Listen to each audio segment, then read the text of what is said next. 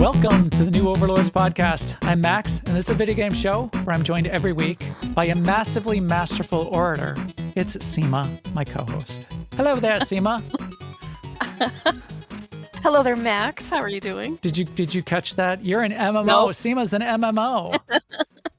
I tried to come up with the RPG part of it too, but it took me too long. Something podcaster. I probably could have got there, but Yes, Rebel. We're going to continue talking about MMOs today, though. Yeah, I had girl in there too, and then I was like, well, Sema want me to call her a girl, No, that's for me. girl. I can call myself a girl. Exactly. So I left it You out. would be getting into trouble, man. Exactly, which is not uncommon for me. But we're going to talk about MMOs more today. More. Bring it on. Last week was part 1 of a series, which I was counting up today in the pre-show. We're like, how many more of these could we do? And we've got like 3 more categories after today, but this could be like a 5-episode series. But there's so much fun to talk about in these categories. We might not do all of them, but today's a round 2 of more of like the top ones that are most interesting to us in that kind of like top 15 of most popular MMOs. So it's kind of like another tier down, but things that tend to surface in often played MMOs of traditional style MMOs, not Baldur's Gate 3, which the one website we were looking at in the pre-show claims as an MMO. It is not. But you're right, Sema, the definition, we can't quibble on the definition too much because I've seen debates where, and you end up with like nothing as an MMO. Or everything. Or everything is an MMO. Right, exactly. Yeah. So you're telling me that blah, blah, blah. Yeah. Yeah. So it happens with everything. Music genres. Yeah. Yes. What do you mean you don't like country western? Blah, blah, blah, blah. It's totally country western. We got both kinds of music, country and western. Exactly. So we are just going to go by our definition, which probably changes from moment to moment. So just buckle up, and whatever we talk about counts as an MMO today. Mm-hmm. So here we go. But first, let's talk about the news. Good news, everyone. 2 notes, Sema, don't we have here from Blizzard? So you sent both of these to me, although I had been keeping my eye on them as well. Gamescom, tell me about what they're doing at Gamescom to start things out. So that's going to be like the official release of information about Midnight, which is the next X-Pack for WoW. Yeah. And they're doing some other sort of BlizzCon style activities there too. So I kind of like this idea of them being a part of Gamescom, but still providing some BlizzCon, features and feel. Yeah. In fact, I wish they would do that more because I don't go to Gamescom in Germany, but I do go to PAX. It would be really fun if some of the big publishers started to go back to. Final Fantasy did a little thing at PAX, the last PAX I went to, but it would really be really fun to see Blizzard at PAX again. Including like a cosplay costume, which I'm kind of curious about because when BlizzCon was in Anaheim, I don't know how many Europeans made it to the cosplay. So I'm interested to see if we see like a whole new set of talent in the cosplay world. With the European cultural spins on them, like Sylvanas and Lederhosen and stuff. That's gonna work. I apologize. I apologize unreservedly. But yeah, and the second bit of news was they published a blog post about. Another one about housing, but is going into more detail about how neighborhoods would work. So that is an interesting feature. I don't know what makes me. I was trying to think about this earlier today and last night when I was prepping for the podcast. I get prickly when I hear about this for some reason. And I was trying to figure out why. And part of it's because, I know why. Unfairly, I feel like it's being kind of like overhyped. And anytime I feel like something's being overhyped, I kind of do a little devil's advocate in my head. So I feel like some people are acting like WoW is inventing housing in games, and this brilliant invention that they have. And it's unfair of me to do that because everything I've seen so far, it seems like they're going to do a really nice job of what they are going to do. It's just they're not This is like when Apple invents something that Microsoft invented 10 years before that. Apple comes out with the iPad and Microsoft had tablet PC computing it literally 10 years prior. And everybody's like, Apple invented something new. Like, or like when they wanted to sue Microsoft for having icons on the screen when Xerox did it before Apple. Right, right. So anyway, tell me a little bit about neighborhoods, and then I will tear it apart because I'm angry. I don't really want to go into neighborhoods a lot. The concept of it is that you can put together a neighborhood with a circle of friends, or as a guild, or as a bigger, not bigger than a guild, but a bigger circle of people who know each other. So like you can have a neighborhood without being a guild. I'm not exactly sure what the advantages of that are going to be. A quote unquote private neighborhood, because there are only 50 plot zones. Right. In a charter, when you can only have 50. So like if you regularly play with a handful of friends, you can have your own neighborhood, which is kind of cool. In our case, we're in a guild, and our guild can have its own neighborhood, which is a cool idea. And then with another thing that came out about the neighborhoods is that they are really, really big. So you can have Max can have his house that's in the sticks, and he can't see anyone's lawnmower from any of his windows. Join the pre-show if you want to hear more about that. Or you could be closer to they called it urban, but like the town center, where then you would see more bustle. Or you could have a completely you could be part of a public neighborhood, which anyone can join. And I see the pluses of that too. Yes. Also, it's very easy to get out of your house and just move it somewhere else. They also mentioned that too. Yes. And pack it up and reconstitute it somewhere else, because the inside of every house is instanced. So you're just re-instancing the inside of your house somewhere else. It's not like I wish it isn't. I wish it was. It isn't quote unquote just, because that's not how it works in Star Wars: The Old Republic, which is also instanced. But you can't. But there's no. If you could, there's no moving. They're instanced, but you could pretend that your Tatooine stronghold is now on another planet, but it doesn't matter. You can't like pack it up and then it's all set to display again. You'd have to like painstakingly make it deco by deco again. Right. But I think in this case, you're not actually packing anything up. You're just adding a new portal to enter the instance to your house somewhere else. Right. So there's we'll have to see. Everything I'm seeing, again, it's a very nice implementation of things that, for better or for worse, we have seen in lots of other MMOs for lots of time. It also lacks a lot of things I like in various multiplayer housing implementations in some big ways that make me interested in housing.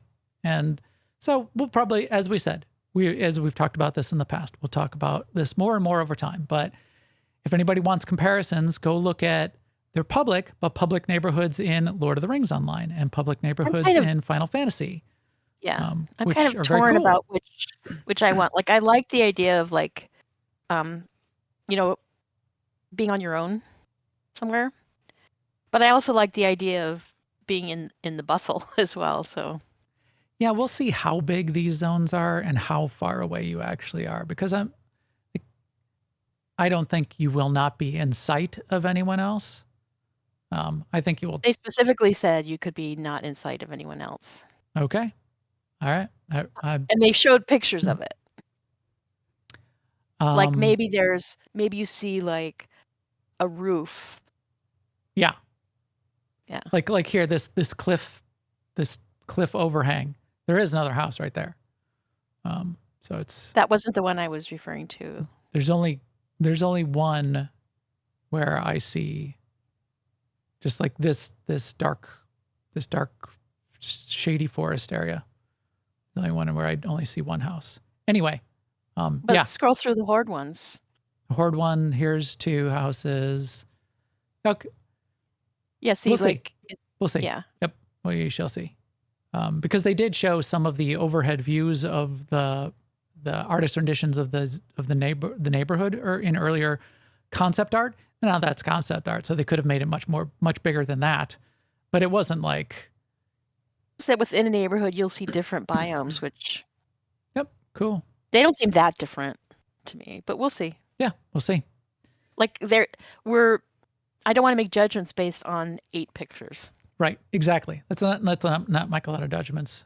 Yeah. No, let's go ahead and make as many judgments as one. I'm happy to be proven wrong. Because the one other thing that I love, 2 other things I love in housing that I do not see and do not expect to see are, one of the great things about housing in a lot of like the survival games I play is you building your custom house out of parts and stacking up pieces and arranging them into the phallic tower that you decide to make. For one. For 2 is the utility, is the reason you're building a house in Dune Awakening and in Ark Survival and in Valheim and in Enshrouded is because then you have crop plots because you need those crop plots, and you have crafting stations, and you have storage boxes that you need to have there. You need to have physical representation to have that storage even. The utility is what makes... That's what drives you to want to have it. Exactly. That's what drives me personally, which again, it's something different. I mean, also in those games, you live in a dangerous world, and WoW is not a dangerous world. Right. I see the WoW housing similar to the housing in a lot of other MMOs being a showcase for some cool pixels. It's like my rewards and my trophies and my furniture and that kind of thing. Right. And in my experience, and this is not certainly not everyone, because some people love to just like every day just do their housing stuff. But like if you look at what we do in Star Wars: The Old Republic, we've got some cool strongholds.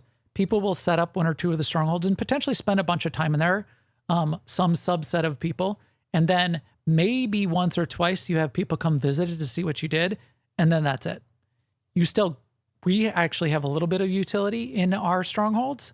We have like the auction house and the guild storage. Okay, we're spending too much on this. We'll get back to it. Yeah. Stay tuned for more WoW housing talk when more information becomes available.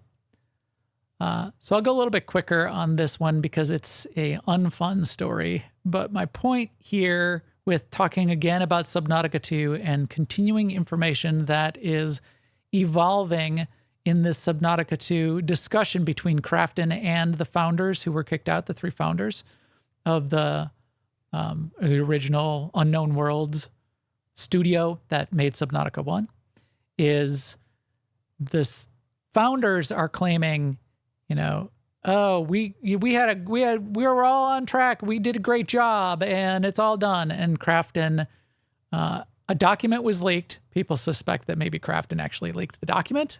But then Crafton at least came back and said, no, that's a real document. And it was like 2 slides out of a PowerPoint presentation where basically the PowerPoint presentation was somebody at Crafton doing the work to say, okay, guys, last year you said you had this, and this year in every single one of these categories, you have less that you're planning on releasing to early access. We are a make no mistake, Subnautica now is a AAA studio.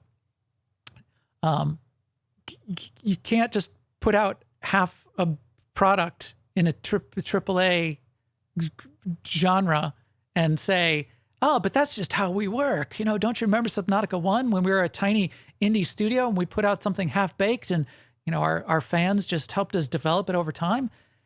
Yeah, you're a AAA studio now. That's not how we're not going to make people pay AAA studio prices. Regardless of whether you can or can't do that now, that was not the agreement. That was also not the agreement. So this $250 million, that's also part of the discussion. They paid $500 million to these guys, these 3 guys, $500 million plus another $250 million was contingent on delivering the game, doing their job, delivering the game and getting X amount of revenue in 2025.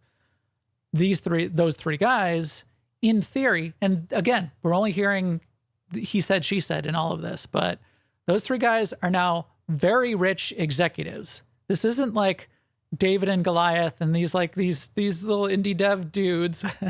These are like 100 millionaires, very rich dudes, who are fighting back against Krafton, which is also just a bunch of people who are probably not even millionaires, who are actually trying to do their job. But they're backed by companies that are billionaires. The company is. So it's titans fighting this out. Nobody has to jump to the defense of these 100 millionaires just on reflex, which I feel like is what's happening. That's just the kind of thing I'm saying. You can fire me for 500 million. Exactly. Exactly. Like news is coming out that they were, Krafton felt like, again, they could be completely wrong. But Krafton felt like these guys weren't even picking up the phone. One guy's off making a movie. And they're like, you guys aren't even doing what you promised to do. Well, you're out. We're going to put somebody in there who can at least manage this team. And they're potentially cutting a deal with the actual developers to say, okay, we realize that things are getting pushed out to 2026. We'll still have a bonus structure in place for you guys who are actually delivering this thing. So we don't know. It could be, are they, Forrester, are they really, really rich if they only have dos camas? Touche, Forrester. Rich enough. I would like to experiment with that notion. Also in the realm of drama, completely separate, under the Microsoft umbrella, we did hear on the upside that Fallout 5 is now reportedly fully greenlit, which is great. I would love another Fallout game, Fallout 5. That sounds great. Bethesda, though, is still, you still got Bethesda wanting to do the Bethesda thing. So Todd Howard is intimating that the Fallout 5 may not actually come out until they're done with Elder Scrolls 6, which probably has like 3 or 4 years in and of itself. So Fallout 5 might be like 2033. Don't get too excited about it. Wrapped up in this, though, the drama part is wrapped up in this alongside of the Microsoft layoffs, which have been completely mischaracterized. 9,000 people.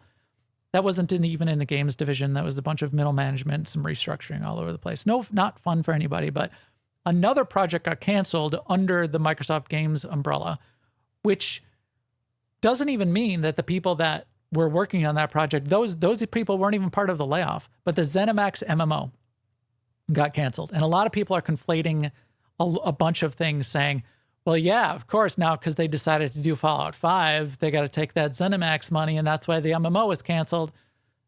No, that isn't necessarily the way that works, for one. For two, you have things like this quote from an executive in Japan that I think is actually an EA executive saying, if a game was in development for 7 to 10 years, canceling feels like the worst move. Everybody can feel pain about things getting canceled that you were excited to hear were happening. Right. But this idea of it being in development for 7 years or so, or, people working on it for 7 years, and that being a reason, more reason for it not to get canceled is completely false. And this is something called the sunk cost fallacy. And I know what it is, Sema. You can be sad about it happening without you meaning that they shouldn't have done it. Right. That you subscribe to the sunk cost fallacy. Yeah, which I am sad. There was a rumor that this might have been actual Star Wars MMO. And that's pretty deep in my wheelhouse. That would have been great. Yeah. However, this idea that because it's been going on for 7 years, the best time to cancel an untenable project is 7 years ago. The second best time is today. You don't move forward just because it's been floundering for 7 years. All that means is you made a mistake not canceling it 5 years ago and 6 years ago. If it's untenable. Now, maybe it was tenable, and I bet there are people on the team that think it was tenable. But 7 years without much to show still is a long time. It's a long time. Two more quick bits of drama. I'm trying not to drag this out. One is Ark Survival Evolved. I promised to tell you about this, Sema, didn't I? Yeah. So Ark Survival Evolved is the old version of Ark. Ark Survival Ascended is the new version. Ark Survival Ascended is what Studio Wildcard, the studio, is working on and putting all of their energy into. Snail Games is the publisher, and Snail Games is sort of keeping Ark Survival Evolved alive because in almost like this old school RuneScape versus RuneScape, which we're going to talk about later, there's as many people almost, or even potentially more, playing Ark Survival Evolved, the old one, than are playing the new one. Well, Snail Games went off and did a weird thing. And Snail Games has been shady all the way along. And people who are close to it, all the podcasters, content creators for Ark all along, do not like Snail Games and feel like that they are the source of most of the problems. And if Studio Wildcard could get out from under Snail Games, we would have Ark 2 by now. We would have a great Ark Survival Evolved. We would have all the maps out by now. That Snail Games is like soaking them dry for every bit of revenue on top of doing weird things like this. So they decided to come out with a new DLC, like a new map and a new zone and new dinos for Ark Survival Evolved. And Snail Games decided to go off by themselves and make this. So they probably contracted out with somebody else. Their first big mistake was they put out a trailer for this like 6 months ago, and this was a big controversy when it first came out. The trailer was like all AI. So everybody's like looking at it, going, what are you doing? How are you showing this as a trailer for the thing that you're making? And it's like this weird AI thing where things are like morphing into each other. It's not even in-game graphics. And they're like, oh, is this real? What are you doing here? For one. For two, they finally released this Aquatica DLC, and I guess it's a crap show. It's like broken. It's broken a lot of the add-ons that people rely on to play the game. It seems like a total cash grab. It seems not very good. And it's even because they updated the main Survival Evolved client, it's like has game-breaking bugs introduced for the people that want nothing to do with Aquatica and didn't buy it. It's like breaking their game too. So everybody is quite upset with Snail Games, rightly so. Everything I hear about how Snail Games has handled the publishing and governance of their end of publishing Ark has just been terrible over the course of the past at least 6 years. So there, fun drama I caught you up on the Ark. Last bit of drama, mini rant. Did you see this Borderlands thing? I think I sent this to you late. I did. Yes, I did see it. Are you saying that as in, if I say yes, can we not talk about it? That was a conversation we had earlier. Nope, I actually did see it. Okay. And I read it, and it's a weird one. Yeah, it's a weird one. So there was this idea called Borderlands Online. It was an MMO that the Borderlands team started to work on for a little bit back in 2015. So it was going to be released in China. It was going to be Borderlands Online, and it was going to be down in 2015. And they were like starting to work on it. They weren't even to alpha. Well, somehow this team, this modder team, found this source code, right? And they've like been hacking this source code together into trying to piece together what would have been the basis for Borderlands Online, and then put it online and make it so people could come and play it. And what the approach that they're trying to take in the conversation around what they're putting out and what the media is picking up on is, what a massive win for media preservation.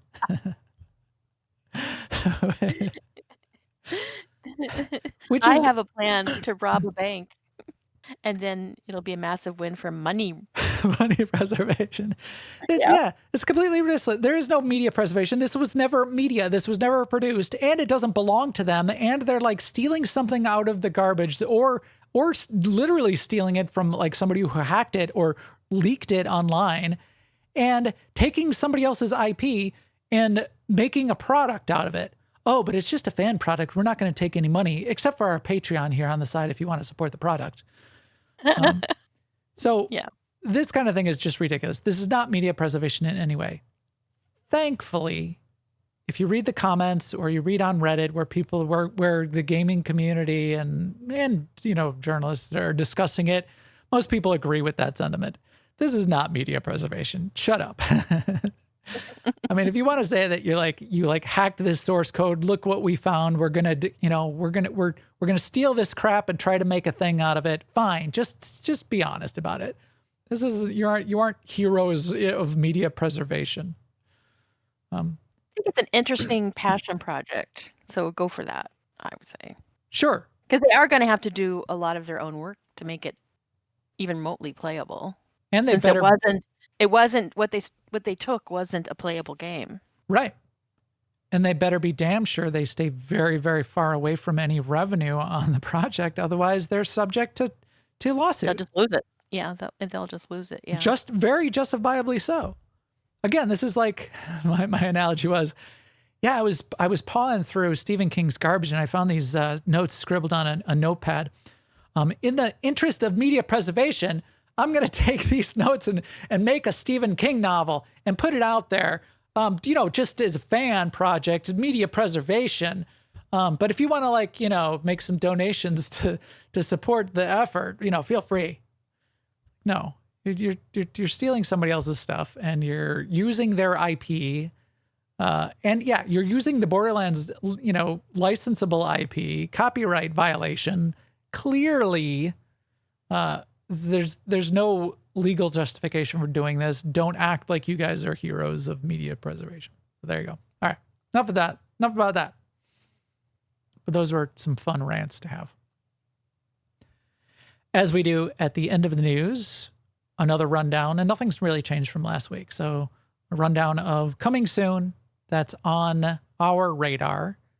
Shadow Labyrinth in 2 days. Just on my radar. I probably won't get it or play it unless I got to put a note next to each of these because I ask it every week and I'm sure I asked it 50 million times. Is it on Game Pass? Right. I thought you were going to say it was. I don't have any desire to play that one personally. Yeah, no, I don't play side scrollers, platformers either. I'm still interested in it and want to see videos of it and check it out and see what they did just because of the nostalgia of the idea of Pac-Man. And here we are, how many decades later, 50 years later, practically 40 years later, at least. I would actually rather play Pac-Man. Right. Sure. But this idea of 45 years later, like a new interpretation is kind of cool. Yeah. Wildgate. That's coming out on the 22nd. So that's coming out next week. I want to play Wildgate. I only want to play it for like a couple hours one night with some friends. I want to get a couple people. I want to go play Wildgate. I'm just kind of, I just think, I liked playing Overwatch when it first came out. I had fun playing it for a couple weeks. I keep looking at Wildgate thinking I would have fun playing that for a little while with some friends. Not gonna be like my new thing, but I definitely want to play that one. And then towards the end of the month, 2 that are more in my wheelhouse, although I'm getting a little, I don't know how much I'm going to want to play Tales of the Shire. I'm sure I will, but it's starting to look more and more too cute. I think it would have to have something really specifically exciting to hook you. To hook me, yes. It would have to really have some good crafting, gathering, building kind of mechanics to sustain me, whereas getting to live your best life as a hobbit, which is the way they describe it, and talk to your little hobbit friends, that's fine. I'm not really into that end of these kinds of games. Right.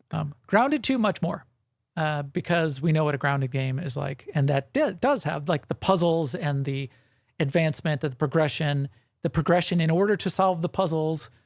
Really well-structured games, and I'm excited to play Grounded 2. But that is it so far on the radar. Definitely going to be playing Grounded 2 of any of these this month, so can't wait.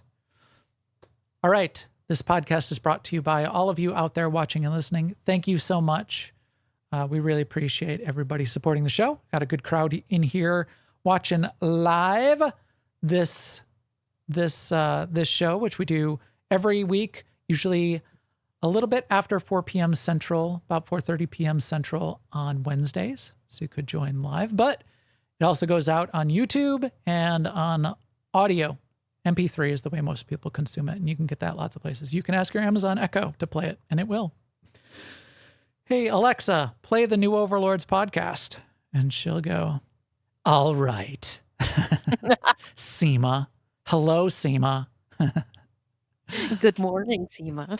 This podcast is also brought to you by Alea Acta Est, which is a big gaming community that Sema and I are part of. There's a big summer event coming up that we have every summer surrounding August 2nd for a week. August 2nd is what we call Remembrance Day. It's a really nice event that we've had forever. You can look it up in our guild notes. And then there's a week of in-game events across all of the games that we play, mostly the MMOs, a lot of which we've been talking about last week and this week, that you can also join. That's ai-guild.org for that. Finally, Garden and a Goat. You will hear more about that over the course of about the next 3 to 4 weeks. We're going to have our Alpha 2 out. I did put a few posts out on the Indie Gamers, Cozy Gamers, and Cozy Games subreddits. It's actually kind of hard to post to those. They have lots of rules, but I did get some posts out there that link to our Steam page, which has a news article, which has a devlog of some things that we're putting into Alpha 2 that I'm very excited about. So you can look at that as well. So thanks, everyone. Thank you very much. All right, Sema, we still have more meat. It looks like meat's back on our menu, boys. No way. God. Finally. Oh, my God. Oh, I kind of like the maggoty bread. I'm going to make some maggoty bread later. I want you to come up with the recipe for the maggoty bread. I like raisins. Like growing up, I hated raisins and things like bread with raisins in it or desserts with raisins in it. I bet you could like do something with raisins and make the raisins represent the maggots, and it would still be tasty. In fact, I just bought like a big old bag of like assorted dried fruits. Ooh. And I was thinking of making, a loaf of bread with those kind of worked in. There's a Polish sweet bread called ciasto that I used to have growing up, and it's not very sweet. It's only like some semi-sweet, and it did have raisins in it. But that's a thing that the extended family sometimes still makes around Christmas, and it has raisins. That could be the basis for the maggoty bread as well. All right, but we're back on the MMOs. That's still our bread and meat of the moment. But we're just never far from the recipes. The Escape Podcast. That's a throwback. We talked about some of the big ones last week. What did we talk about last week? We touched on World of Warcraft, although we did a full episode on it prior, so we didn't do too much on that. Star Wars: The Old Republic, Final Fantasy, Guild Wars, and ESO. So this week we're continuing that list a little bit. And one of them that I put at the top of the list because I thought it was warranted and really should have been, if we were going in order, but we're not. But if we're going in order, this should have been probably the first one on the list is RuneScape. RuneScape and old school RuneScape combined. OSRS and RuneScape combined. Which could be a crossover of, you maybe can't count those individually. But in the same way that WoW is also either number 1 or number 2 with WoW plus WoW Classic. WoW Retail plus WoW Classic. Plus all the other WoWs. Anyway, RuneScape is still huge. And in fact, old school RuneScape, which is kind of like the retro RuneScape, is huger. And you cannot deny that this is still a giant MMO mainstay of the industry. So this has been around for quite a long time, and it's it's perplexing to a lot of people why really either of these games are as successful as they are. RuneScape 3 was supposed to be the evolution of RuneScape many years ago. This is going back, I think it was at least 10, 12 years ago. They put out RuneScape 3, and the entire RuneScape population, which was, tens of thousands, hundreds of thousands of players, were not happy that things changed. And they petitioned basically to say, we don't like it. We don't like what you're doing here. Although they actually, by all accounts, have done a pretty good job with RuneScape 3. You changed the reasons we loved it. We liked how janky and crappy it was. I'm not doing old school RuneScape too much justice here, but no, or the players, because they came through. Yes, so they weren't just. It wasn't a case of just arguing for arguing's sake. Right. They did love the old one, and they played it. They put their money where their mouth was. The player base did. Yes. So when Jagex decided, fine, we'll make an old school RuneScape. We'll take the original code base. We'll fork it. We'll use that. We'll keep RuneScape 3 going, but we'll make this for you guys too. And most of the population said, great, thank you. Old school RuneScape is my game. Most of the population, which is crazy. Because again, by all accounts, RuneScape 3 was pretty good. It wasn't perfect. It wasn't complete. It did have some flaws, but it was still pretty good. I personally missed out on RuneScape. It's not part of my history, but I've noticed that inside WoW, like way back in the day when someone would mention RuneScape, the reaction of other people would be like, oh, well, you must be a kid, or you played a kid's game, or blah, blah, blah, blah, blah, blah. Whereas today in WoW, if somebody mentions RuneScape, it gets a lot more respect. Yes. It did start as baby's first MMO back in the day quite a bit.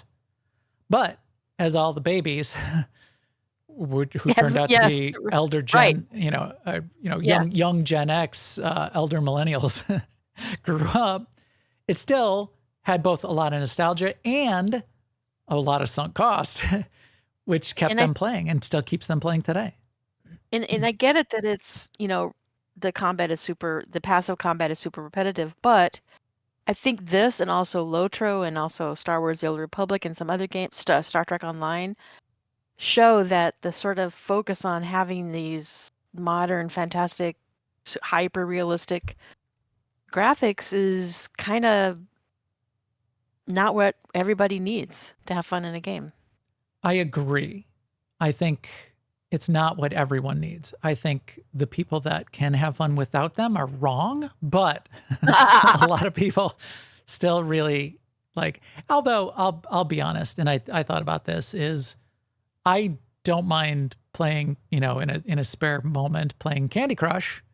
And you can't call that like a graphically interesting game by any means. It's, it's just like gem matching.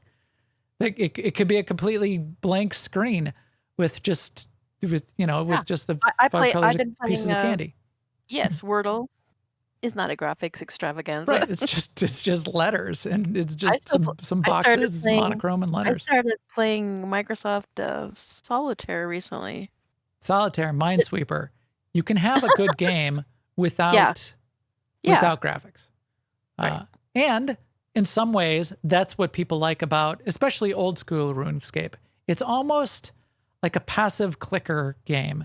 You can, here's a picture of the potato. That totally gets to one of my points. I got to go back to that picture. That's an awesome picture. You can almost play this passively on a second screen.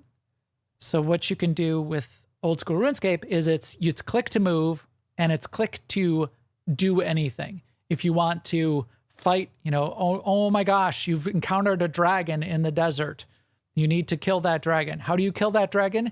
You click once on it. And then your character walks up to it and starts whacking it with the sword. And you can walk away and go make a sandwich while it sits there and keeps whacking. There's a little bit harder content where you need to be a little bit more active in the content, but not much more. So you click to move, you click it like, oh, here's this big, this big ancient tree. I need to cut it down to get a bunch of wood. What do? I click on it once and then I wait and it cuts down the tree. But that, passive kind of chill gameplay has a place in everyone's kinds of games that people like to play. So I don't, that seems legitimate to me. There's a bunch of analysis, people trying to figure out, why is old school RuneScape as big as it is? Why is it have all of this huge player count? And I keep watching more and more of these videos over time. And every year somebody comes out with a new one of these videos. And some of them are very salient. There's a couple of really good content creators that are still doing RuneScape and old school RuneScape content that I really like. I forgot the one guy's name, Ilan or Illa or Ildi. Idle, IDYL, something like that. Anyway, however, I think they miss out on a few things. They like to focus on, modern MMOs miss the point of what the brilliance is of the grind and why this is so compelling. And I don't think that's it. I don't think anybody can say that me clicking on a tree and going to make a sandwich is compelling. And that the, cool, fun gameplay in WoW, for example, where anything I'm doing in WoW is kind of more fun objectively. There may be styles of that's part of it. I think they usually miss out on a couple factors, and this potato one, which maybe this person is making making this right now in this point in this video, it being able to run on a potato for free, I think is a big part of this game, especially globally. Because what you've got with this and with some of the other games we're going to talk about today, like, as you said, LOTRO and STO, you have these low system requirement games that are free, that are good and maybe good enough. You can play old school RuneScape on a 10-year-old Android phone. You can play old school RuneScape on a Windows 95 machine that you got out of the garbage. And in a global market where, is it NVIDIA or NVIDIA? It's NVIDIA, just like you say NSYNC, the band. Right, NSYNC. NSYNC. Where NVIDIA cards don't exist, that nobody ever heard of them, and nobody's going to spend the price of a house on a NVIDIA card. I think that's a big part of where the player count for these games come from. Now, unfortunately, there's no way to find, and I did try to do some searches on regional player counts, so it just doesn't really work that way to solve that or come up with an answer for why that is. I think they're missing the point too if they're sort of saying it's the zen of the grind or whatever. But I do think there's a quality that you're missing too when you say it's not objectively fun. But I don't know what that quality is. It's a combination of what makes me happy and what I'm used to and how I'm invested in my character or my stable of characters. Yep. No. Yeah. You're not wrong. And there's a dopamine drip to be had in no matter how bad the graphics are or how chill the gameplay is or how single click it is, which is fine. And I mean, I played it for a while and kind of was like getting into it a little bit. I didn't want to keep playing it, but I got it. So yeah, right. That's great. Right. Yeah, I mean, and you just, if you take like, I don't know, like cartoon shows, animated shows, like South Park, it's not great animation. It's on purpose not great animation, but that's not why people like it. Right. Oh, speaking of that, I started watching the new season of Phineas and Ferb, and it's same as the old classic, just as good as it ever was. I recommend it. Oh, interesting. It's just nostalgia. Perry the platypus. There's some brilliance in that show. One last thing I wanted to talk about, because this is kind of the roadmap show. Both of these games have roadmaps. The more interesting of the roadmaps that I like to think about and talk about is how the roadmap for old school RuneScape kind of works. And people will argue how good or bad it actually is, how it's turning out, because like most of the quote unquote votes pass. But the way it works for old school RuneScape is Jagex will come up with the idea for some new features, and they will put it out for a vote to the player population. And you can go in game, and that's what this video is showing here, or you can look it up. How do I vote in old school RuneScape? You go up to a voting booth in the game, and the dialogue comes up, and you get to vote yes, no on like all of the feature changes that they're proposing. And then if the vote passes, they work on the feature and they implement it. And if it fails, they don't. You can also look up, somewhat beside the point, but you can look up some controversies, and people are like, why do all these votes pass? It's why do we even bother to have this voting system? All these votes just pass anyway, blah, blah, blah. You'll also have, almost like political videos about vote no on Proposition Eldritch Necklace. Like there's a whole video about why you should vote no on Varlamore Part 3 vote, which I thought was fascinating as well. But really cool, interesting way to have the idea of a roadmap controlled by the players, which is where OSRS started. I think it was brilliant of them to keep up with that.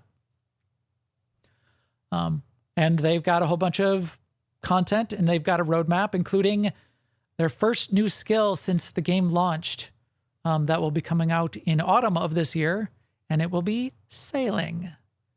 It will be sailing. It sounds like that should be the Song of Wind and Waves, doesn't it? Should that be what that's called? Except it's not. But we will be talking about that update soon. So yeah, that's RuneScape and old school RuneScape. Still top of the heap in terms of, if you look at player count numbers, or second if you up against, right up there with WoW, which is awesome for them. Another one that's close to my heart, but ends up lower on the list in general, and everyone will, everyone, content creators who are looking for clickbait will claim is dead, but never seems to actually be dead, but does seem to have a very passionate developer team behind it, is New World. This I really like, because New World is one of those games which looks really good and modern. Yeah, it does look good. It's pretty. And I appreciate that New World also picked an era that wasn't high fantasy. It wasn't the same era that every other game picks. Mm-hmm. Right. Not high fantasy, not straight up medieval castles. Right. So it's the exploration time. But also, right. I mean, the same thing that that I liked about the idea of Clair Obscur. Yeah. Right. Pick a slightly different time zone, genre, look and feel. I thought it was a terrible name, because how do you search for it? In fact, that's why they renamed it to New World Aeternum, which is no better, because nobody can spell Aeternum, Aeternum. I think they could have done better even after that. However, it's New World as in Columbus sailed to the New World. And that's the area that they're kind of going after in terms of look and feel, and Spanish conqueror armor and that kind of feel. And very, very, very, very nice look. Yes. Everything. Sound design is modern and brilliant. Animations, modern and brilliant. Lighting, the lush landscape and foliage. I love just walking around at that game and wandering in the wallowing in the textures that they've created. They think they've just done a great job. As such, I love the game. I haven't played it a lot recently, but I played it a lot at launch. I continued to play it. They have a really cool spin on housing. You actually buy houses in the towns. So you walk up and down any of the 12 main towns that there are. You see a house that you like and you buy it. Whosever house is like the most decorated in terms of gear score, and the gear scores sort of decline from week to week. There are different bonuses, so it does rotate a little bit.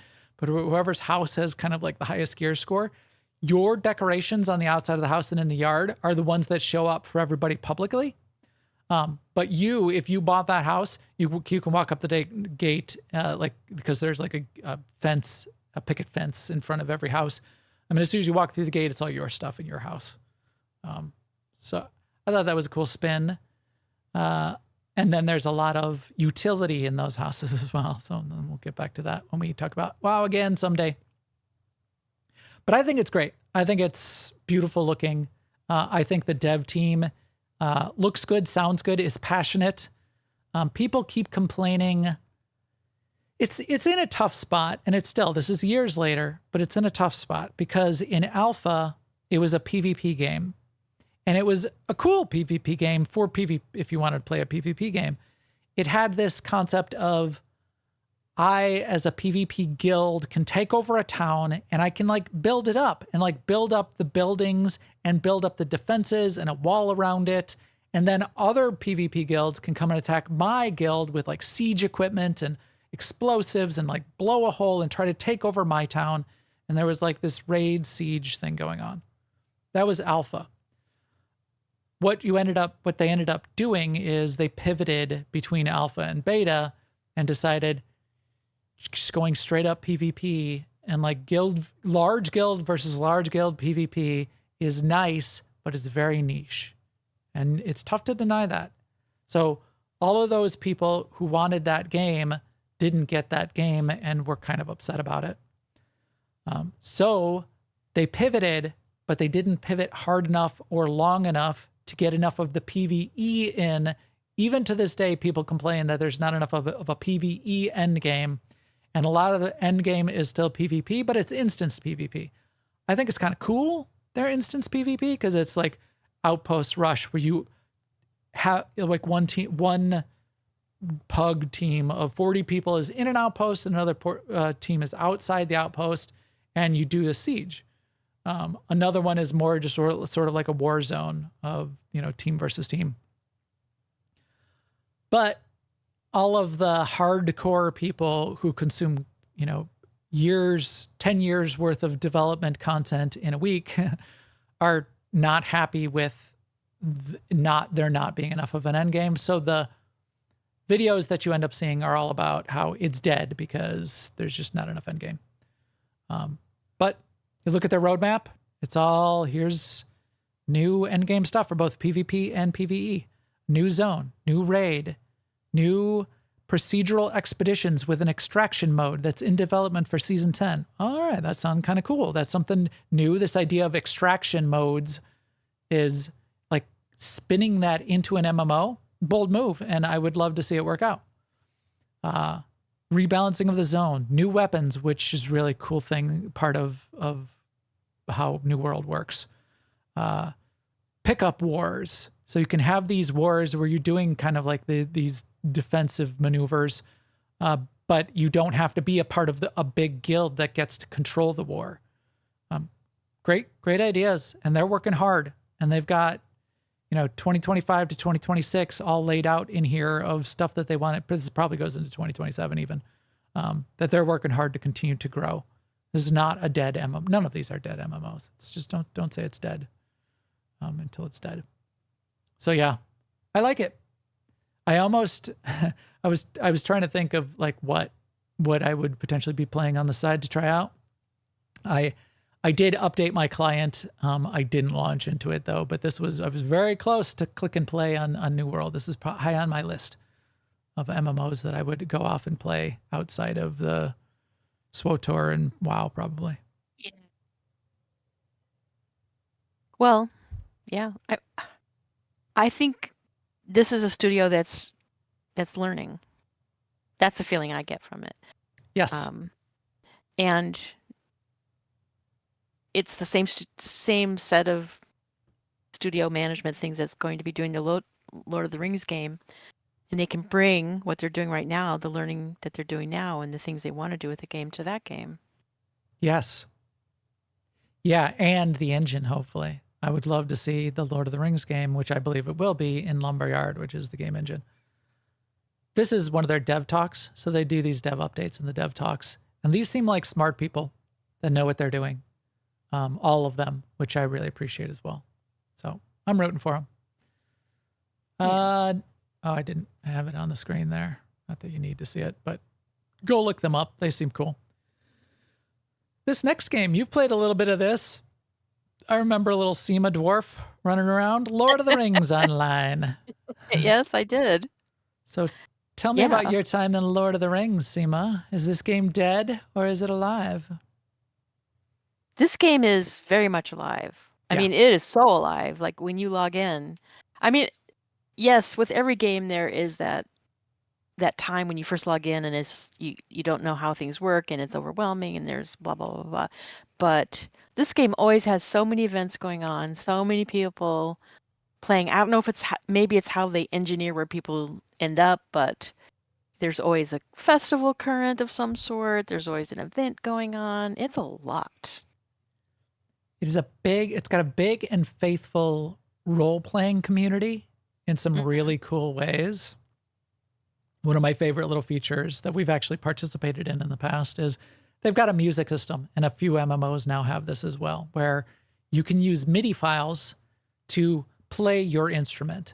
And I might have a lute, and you might have a flute, and somebody else might have a drum. And you can have a separate MIDI file for each of those instruments and sync up the play of all of those instruments together so that you are a band.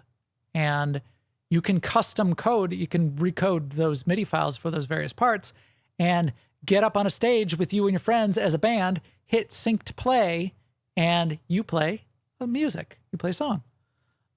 You'll get very high-end role-playing guilds that have weekly concerts and original music pieces, and these are 12-part orchestras that play. It's just really fun to go in there and watch and see.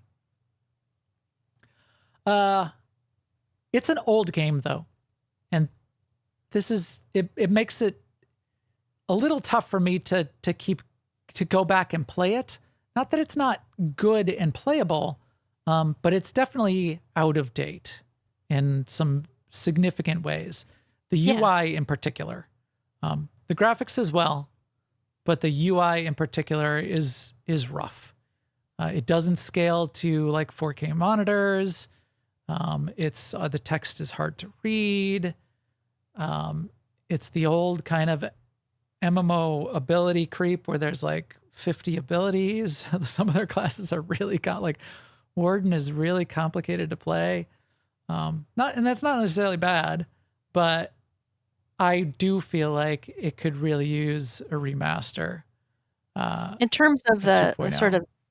sort of jank factor that you're talking about, not the complexity, but the UI and all that stuff. It is kind of a continuum, like what you're willing to put up with, or maybe even what you're used to. But like, there's a certain amount of jank in the games that you play too, but you just get to a point where you don't even notice it. Right. Exactly. But it comes up when someone's new. Like when I was trying to play Ark, you'd be like, "Oh yeah, that just works that way. It's kind of janky." Right. And I, that's completely true. Ark is quite janky as well. It's half remastered to a more modern game, but only half at best. But like this, like with these long, dialogues of quest text, that's kind of like hard to read. This UI that kind of like they finally added some scaling to it, but there's like all these little buttons all the way across the bottom of the screen. This is Renfail's video. If anybody wants a good YouTuber streamer, Renfail is a really reasonable guy. I just did a search to try to find a video that showed some of the way things work.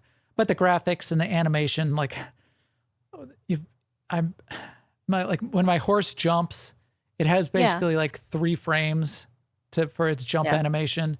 Like the paws in the air are frozen while it moves horizontally in the air, and then it comes back down on the ground. So it could use remaster, and you can tell when you look at it, which is unfortunate because it's so fun, and it's such a careful, from a lore and storytelling perspective, it's so careful and respectful treatment of the Lord of the Rings lore, that it deserves a modern game around it. However they manage to do it, the atmosphere absolutely is Middle-earth. Part of it is the sounds, the ambient sounds and the music. It just really feels like you walked into Middle-earth. And I kind of wonder when Amazon comes out with all their, bring all their money and modernity to bear, if they're going to be able to capture Middle-earth as well. Or if it's just going to be yet another game. Yeah. Yet another Unreal 5 looking asset, scanned photogrammetry scanned assets where, not in a bad way, but every tree looks like every tree, and it doesn't look like a Lord of the Rings tree. It just looks like a tree. And I know I've mentioned this before about LOTRO, but it's cool that the focus, that you're playing your own character and you can do your own thing. You don't have to save the world in Lord of the Rings because Frodo is out there doing it. Yes. They are continuing to develop it. They have a 2025 roadmap. They have a team. I mean, you have a role to play, but yeah. Yeah. But no, you're right on that point, which is kind of a fun part of it.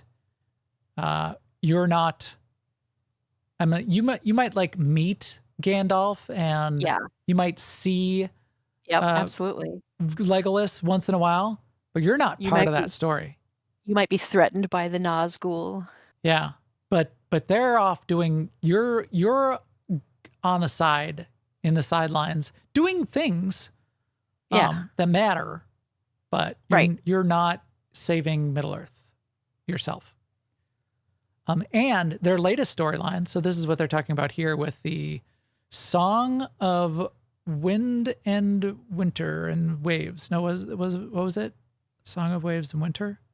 Song of Waves and... wasn't winter. Wind and Waves. Wind and Waves, right. Is a story that happens after the War of the Ring. So Middle-earth is saved, but Arwen and... what's his name? It's King LSR... Strider. Aragorn. Aragorn and Arwen are now just trying to heal the land. So there's these side stories that have been going on since last year. Well, even before that, one of the big events was like their wedding. You got to kind of like be part of that. And now the story that's continuing in the game is like stuff after that.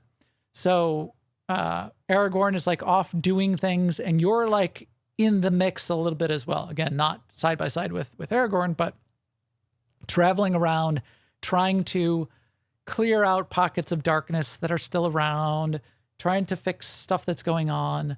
That's kind of like the story roadmap. And then they continue to do things like update classes, add a new class every once in a while. They've got, in Q4 of this year, a new zone that's coming out with a new raid, increasing the level cap again. I don't like that their levels go up to 160. I've never been at the top level in Lord of the Rings online because it's a lot of levels. It's almost like Final Fantasy level of you got to keep playing to catch up, and it takes forever. So now they're adding more, but people that are at the max level, that's a fun thing to go after and have happen. They added a new hobby, which are kind of like side professions of bird watching. So, okay. And then you get pictures of birds that you get to hang on the wall in your house. And they have housing and neighborhoods, by the way. And they've had them forever. They've had them for 10 years. Yeah. I have a really nice house in a really nice neighborhood where I am kind of like up on a hill. And the kinship house is more in like a Hobbiton style neighborhood where everything's a little bit closer together and you're closer to your neighbors. My one neighborhood where I've got my other house is, but definitely I'm like farther away up on a hill. Some of these kinds of things that WoW is inventing right now for the first time ever. Anyway, next up, in the same vein of older games that almost deserve a remaster because they've just been doing a good job with IP for such a long time, is Star Trek Online. Mm-hmm. And have a dedicated player base that have been playing it for forever. They have RPers. They have people that love the game. And this is another game. I played all of these games a lot. I played a lot of Lord of the Rings Online. I played a lot of Star Trek Online.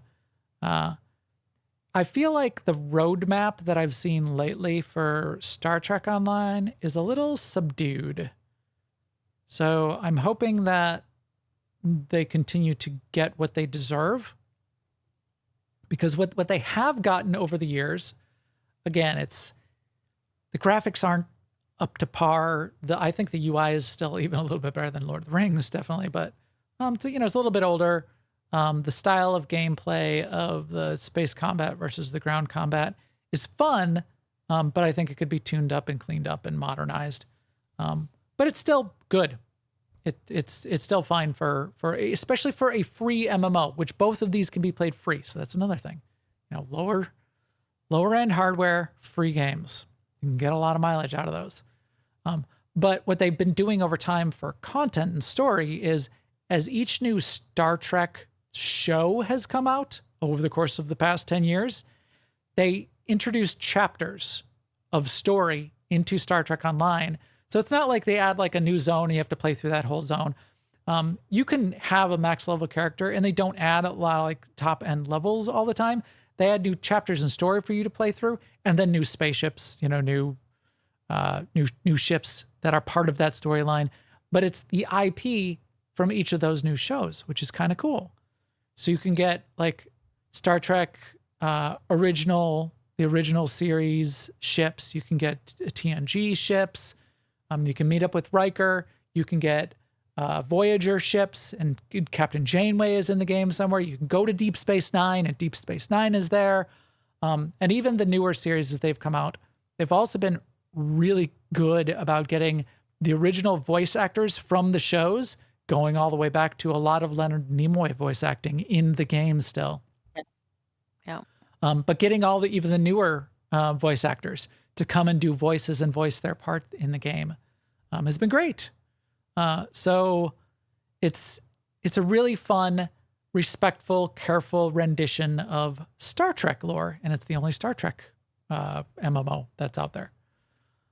So it's another one of these that, again, I think deserves a remaster because what would you say? It's the same sort of thing. It's just a little bit dated in terms of graphics and UI. I would go even further. I'm to the point now where, and I know this is not going to be a popular opinion, but I almost feel like all the sort of drama and money and speculation and everything that's going into making new MMOs, if they would just put it into like the current MMOs, it's like you like your MMO. Yeah. And so, like, I personally am playing 2 MMOs. I don't even know if I want a third, no matter how great it is. Because I know it sounds like sunk cost fallacy, but it isn't, because I have so much stuff from the years I've played the 2 games I play. I don't know.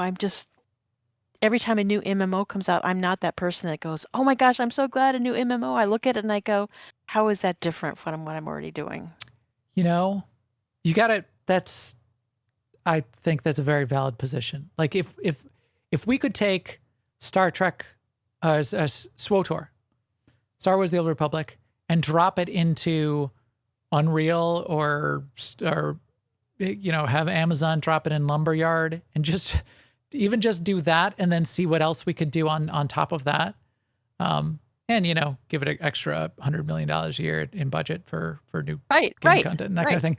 Wouldn't that be cool and amazing and incredible? Yeah. Now, all of the game companies try to do the best that they can, even just like remastering and modernizing a little bits. And Blizzard's been one of the best of these. over the years, just slowly because they own their engine, modernizing bits and pieces. But I don't know. I mean, from the outside, I was thinking of that when we were talking about RuneScape 3 and old school RuneScape. It's sort of like that's how Blizzard did it over the years, is they just iterated. Yeah. Now they had Blizzard money to do it as well. No, but RuneScape, they had money to develop RuneScape 3. True. So I'm saying instead of doing that, if they would put that money back into old school RuneScape, and like WoW is definitely a modern game. It has modern sensibilities. It has, like, you might argue that it's not modern graphics because it's not Unreal Engine style, but it is modern in a lot of ways. Yeah. Now. Yes, now. Right. And they've done a good job of like thinking about that and being bold and taking the steps that are necessary to break some of the ways that they've built classes and abilities over time. They think about how people want to play. And they're continuing. They've got a couple bold moves that are going to be coming up in the next year that people are afraid of, but they want to continue to be ahead of the curve and keep WoW relevant for the next decade or decades. There was a time when I personally wanted like a WoW 2 because I wanted like better this and better that and blah, blah, blah, blah, blah. But now I feel like what Blizzard has delivered is better than any WoW 2 would have ever been. Yes. So, and if you look at classic versus retail, that's a WoW 2. Yeah. If you take all of the cumulative. Yes, that really puts it in relief. Yeah. Right. They are two different games. Ship of Thebes or whatever it is, where you start swapping in every individual atom of the game, you eventually come out with something completely different by the end of it, even though you didn't notice along the way. Right. All right. Last game on our list for today, which is another interesting conversation, I think, and takes a little bit of a left turn, but is one of these games that's kind of always in that top 15 MMOs by most played and very consistent in its player base over time, is EVE Online. Mm-hmm. I played years of EVE Online. And EVE is definitely its own thing. Yes. EVE is interesting because your ship, your ship is your character, and you swap ships out all the time. So but you're only playing the ship in space. It's not like you like land on a planet and then you go walk around. Even Star Trek Online, your ship is your character in half the game, but the other half of the game you do ground missions and you have your character and guns and you run around and do stuff. EVE is just your ship.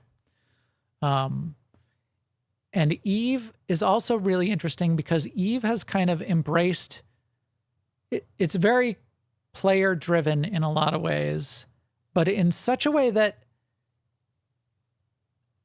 they've done the thing that no one else can get right, in that players who don't want to fight can still meaningfully contribute to the economy and the industry that's going on across the game. That still doesn't mean necessarily that if you take your ship out and fly around with a bunch of cargo that you're not in danger, because you are always in danger. But there are people that only play the crafting game, building new ships, for example, or only play the gathering game where they're miners, or only play the market game where they engage in market arbitrage, which is buy low, sell high across different markets, which are separated across the galaxy. And that's their whole game, is like spreadsheets of market arbitrage where they're moving products back and forth because it's cheaper over here and then I'm going to sell it where it's more expensive. Some of those players will contract with other players in game to move the cargo. So they don't ever fly a ship practically.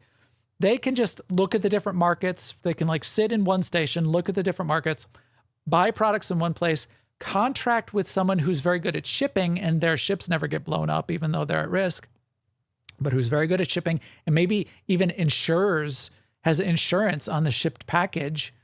And get those players to move the product for you. The way that they've created this ecosystem for players to run the economy is pretty brilliant. And the way they've been able to sustain that over time in their ecosystem, I think, is quite brilliant. The problem I had with Eve, and I guess I can't say that it necessarily is the same or necessarily exists today, though, is the game developer and community was never afraid to allow bad behavior of anyone in the game for any reason, as long as it's not like a clear hacking or duping of materials, including like completely unmoderated local global chat in zones that you're in, which then includes the worst kind of Call of Duty lobby spewing of garbage out of people's mouths into ASCII art in chat. It was bad. And this is again going back like 8 years, probably last time I played it. It was terrible. Just some terrible, terrible things going on. And it got to a point where I just didn't want to be around that. I just didn't want that in my in my field of view any longer. Right. It doesn't need to be in your headspace. These are life choices that you make. Yeah. The other thing is, and this again gets to almost just the joy and the toxicity of the mechanics of the game that they support. They have this idea of safe spaces and less safe spaces, but no space in the entire game is completely safe. So you could think of this in an MMO like, wow, imagine like in Orgrimmar, if somebody, say it was open PvP, but if somebody attacked you in Orgrimmar, the guards are right there, the guards are going to kill them right away. But imagine WoW was completely open PvP, full PvP 100% of the time. But if you're in Orgrimmar, the guards are going to like immediately kill you. If you're right outside Orgrimmar, it takes a little bit longer. If you're in a far away, like the farthest, newest zones, the guards might never come. There's an area called nullsec where there's no guards. So that's the way EVE is set up. There's security levels, high sec and nullsec. And the further you get towards nullsec 0, up to, I think it's like 10 to 0. If you're at 10, the guards immediately will destroy whoever shoots at you or attacks you. And the further you are away, the longer it takes for the guards to come, but they're guaranteed a death. However, because of the way the community embraces just the idea of having someone else have a bad day, players have invented this idea that if I can give someone else a worse day than I have, then I win. Yeah. So what I do is I get very, very good with a lot of skills, and I get a couple of my buddies, and we have these little small kind of disposable ships. Ships blow up all the time. You make new ones. We have little small disposable ships.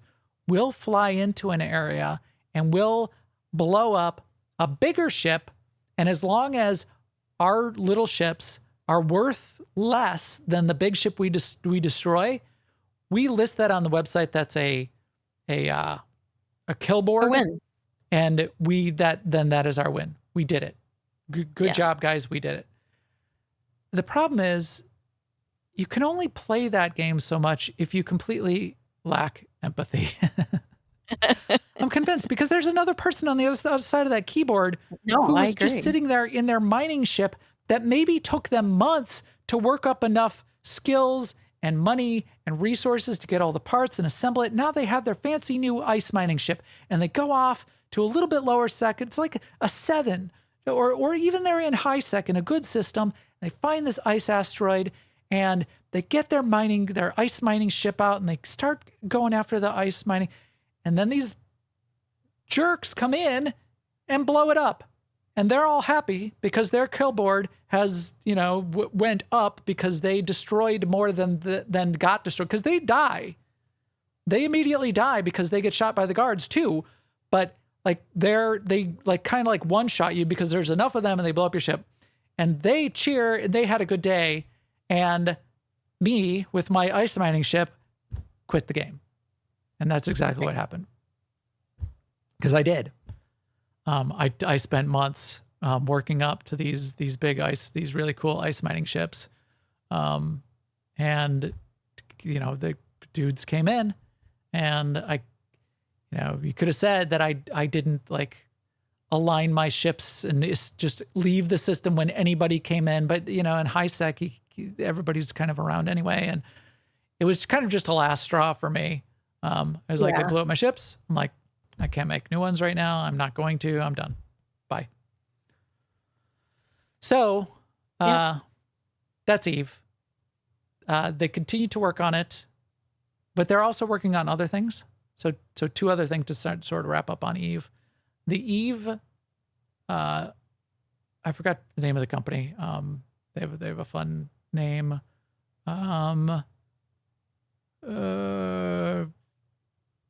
Not RSI. That's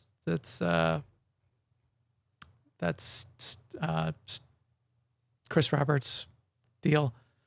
ACP Games. CCP, yeah. CCP. Yeah, CCP. They're making another game alongside Eve in the same Eve universe. That's a blockchain-based game called Eve Frontiers. Anyway, took too long to get to that. A lot of people in the community are afraid that that's taking away a little bit right now from the roadmap of what they could be doing to continue to develop Eve. Eve doesn't seem to be suffering very much from it, though, so maybe it's okay. But they are developing this kind of a weird turn because in general, gaming communities don't like the idea of blockchain games, but they're going after it. And I feel like there are some markets around the world because they're very global, but there are some pockets in like countries that don't mind and are really into like real money trading and pay to win that may be able to embrace and make this blockchain game successful for them. So that's one thing. And then the other thing is a continuing discussion around Eve is Eve pay to win? Because you used to be able to buy game time like a WoW battle pass, like a WoW token. And you can still do that. But now you can buy basically what's called accelerated training and the ability to buy ships, which you could never do before. Now, people will argue, so this is the video that I pulled up. That's not really pay to win. That's pay to lose because unless you're good and you know what you're doing, you might buy all these skills and these nice ships, but, the ships blow up all the time. So you're really just paying to lose those ships. No, that's clearly classic pay to win.